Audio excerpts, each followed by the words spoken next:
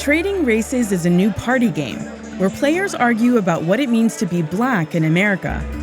It's awkward and fun. Dexter Thomas went to Chicago to try it out. There's been an interview out with Keenan and everybody else who's been on SNL. Keenan has been holding that show together for years. Does all the work, gets no credit. What is blacker than that? Let me tell you something. Michael Jackson reached the epitome of human existence. People forgot Michael was black. After folks forgot he was black, he said he was black. I'm black. Like, that's the craziest shit I ever heard in my life. Trading Races is a pretty simple game. There's 52 cards in a deck, and each player gets 5 cards. The deck is made up of all kinds of notable Black figures like Nelson Mandela and Maya Angelou, with some conversation starters mixed in, like Justin Bieber and Rachel Dolezal. If you can convince everyone the person on your card is the Blackest, you win the hand. Win enough hands, and you win the game. Kenyatta Forbes is the creator of the game.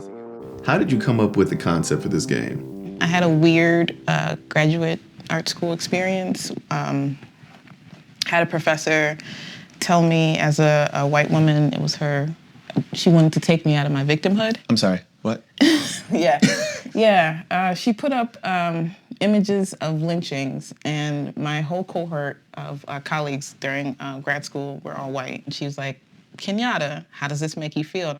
So experiences like that kind of started the fueling the energy to figure out how to have a conversation around race. There's no set definition for Blackness, so players have to come up with that criteria for themselves. Forbes hopes that process will help people come to terms with their own racial biases. You were talking about how Michael Jordan changed the game. Dennis Rodman, I think, changed the game in a more cultural way. The dude showed up in a dress.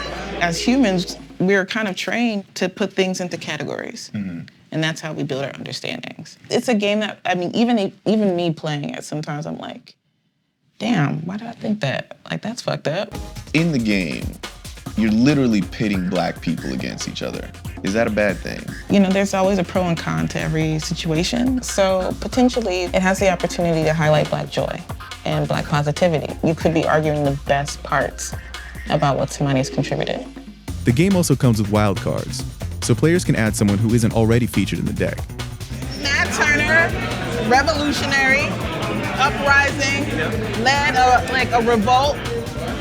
I mean, what's blacker than that? But his legacy, how has it survived? Whereas Maya Angelou has inspired, not just indirectly, but directly, every single Black person that we look up to today. Can white people play this game?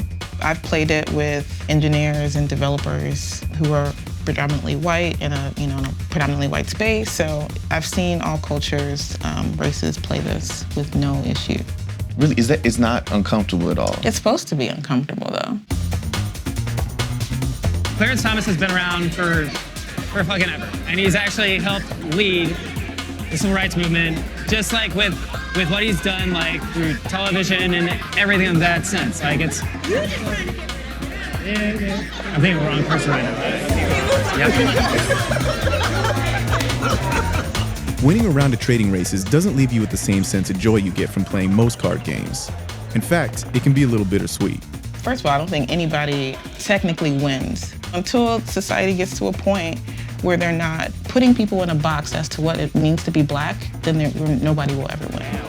Well, speaking of people who are making differences right now, Frederick Douglass, he's doing some great things. Doing great things. Yesterday. As a thinker, is amazing. As a writer, is amazing. All right, let me go back to Maya real quick. Okay. Maya was accepted across races, across genders. That is true. Without compromising who she was as a Black woman. She was unapologetically Black. I can tell you on a debate team. I was never on a debate team, but I'm married, so I argue all the damn time.